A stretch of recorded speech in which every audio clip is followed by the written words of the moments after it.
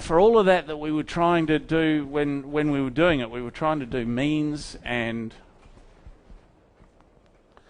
draw bar charts and all of that sort of thing, and it was still messing with it was for me anyway, messing with our brains a little bit, that we were trying to do columns, and then you imagine trying to separate means by the age groups and all of that. Really doable, no problems at all in Excel, but SPSS just sort of eats that stuff. And so as long as we don't have too much trepidation on that, because I tell you, our quant assignment is going to be very much like this. It's going to be a data set that looks like this. It'll be better quality data set than this, but it's going to be a data set that looks like this. You can run the survey. We'll need you to critique how well the survey was designed and critique how well the survey was designed and investigate the data that is sitting in the Qualtrics survey. So what we're doing here is a real feel for your quantitative data analysis assignment, should you be doing the quant data analysis assignment. So from here, while we're talking about investigating the data in Qualtrics, I'm going to come back to this.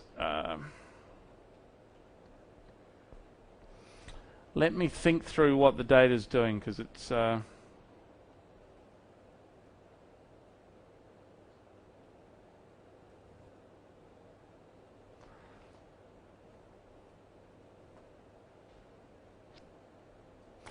yeah, I'm going to let's come down and look at the instant noodles data.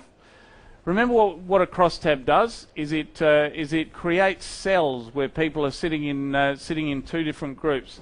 Let's do who in the family eats the most instant noodles, and who usually buys instant noodles. No, who has the most influence in the buying process of instant noodles. So again, as a loose investigation, what I'm doing there is looking at who eats the most instant noodles and who has the most influence in buying the instant noodles. I'm going to let that sit there and say and get it to create a new crosstab.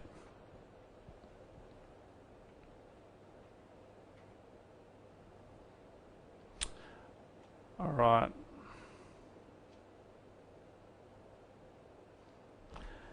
And so what this crosstab has done, gee, we've got a lot of categories in there, haven't we? Yuck. So what we've got here on the top row, who eats the most and who has the most influence, and so we've got mother eats the most, mother has the most influence. Father eats the most, mother has the most influence.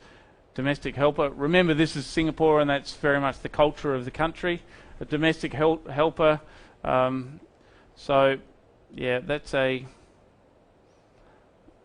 not really telling me much of a story. I'm gonna back out again, build a new crosstab.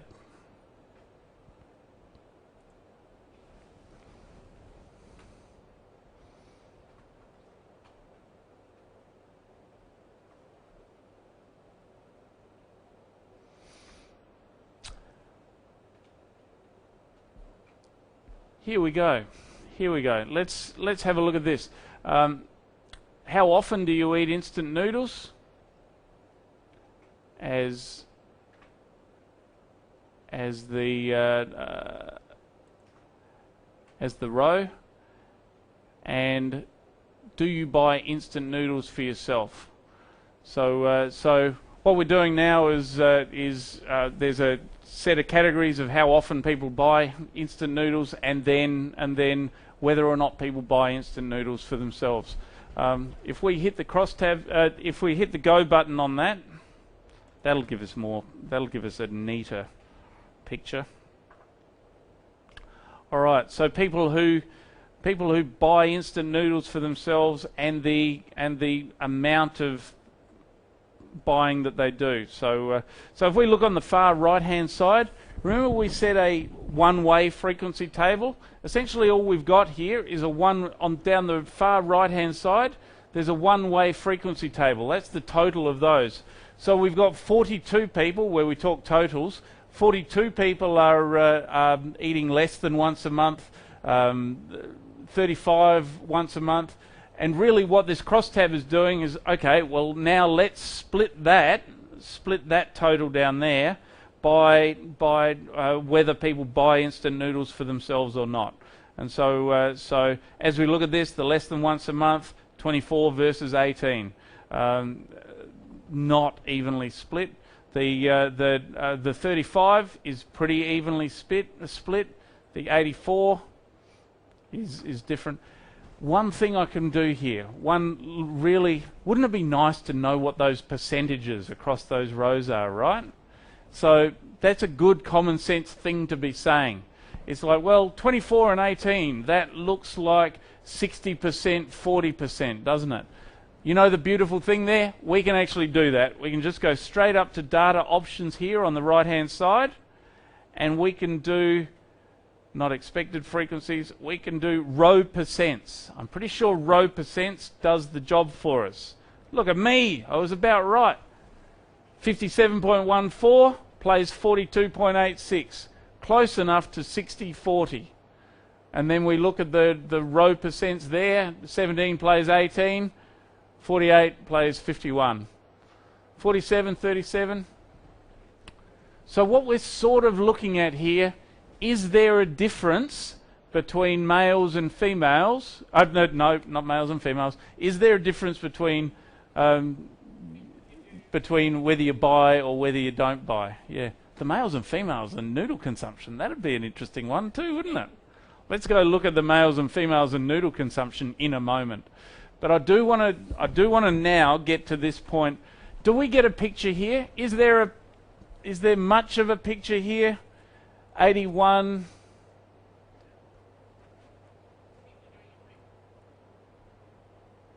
The yes buyers are, looking more frequent, I suppose. I'll introduce you right now to the most basic statistical test, and what that is. If we look at this crosstab, and we say, gee, I wonder if there's something going on. I wonder if there's an uneven pattern here, that the buyers and the non-buyers are consuming differently or consuming different amounts. If we look at this and say, I wonder if there's a pattern going on here, and given that we've only got 213 people in here, can we be confident, remember that question, can we be confident that this does a reasonable job of representing Singapore? Well, we've got a statistical test that we can do for this. If we scroll down, there's a thing called a chi-squared test, and that chi-squared test at the bottom has a test statistic. I sort of know what goes on in a chi-squared test, but the important thing is that p-value. All right, so the idea of a p-value is, after we've done all of our statistical testing, if we have a p-value of less than, anyone want to tell me what the magical value is for a p-value? 0.05? It's a fair try, but 0.05, yeah. So a p-value of less than 0.05 is just statistical convention that says we can be confident that what we see in this picture is the sort of thing that's going on out in the world. So if we look at this, the question we're asking is, oh look, it looks a bit lumpy, it looks a bit uneven, that the buyers are doing a lot more of the consuming. So when we ask that question and we say, gee, is there something going on here? We look down at that p-value, and if that p-value, which is 0, if that p-value is less than 0.05, then we can say, yeah, we have some statistical evidence for the fact that this is a real effect that's going on. Let's do the male versus females. I'm actually really quite interested whether males and females are different in their consumption of noodles. So we remember what we do with the crosstab, don't we? Let's go back, hit crosstab at the top, create a new crosstab. We had the how often do you eat instant noodles, and somewhere down here we've got, can you please tell us your gender? And that's all we need to be able to tick the box and begin to investigate that question about males and females and how many noodles do they eat. And once we've hit that button, wow, look at that. That has to be, remember our little trick, we can do row percents, data options, row percents, we go 55, 45. We're saying, wow. I am saying, wow, that looks pretty evenly split all the way across there. So my feeling there is, hey, there's nothing going on between males and females and noodle consumption behaviour. I'm pretty sure they're looking the same. But you can't remember our question when we see quant data, inferential statistics. We say, look, it looks like there's a picture that males and females aren't different. But can we really extrapolate that to say anything about Singapore? And the good news is, we've got an onboard test already done for us, haven't we?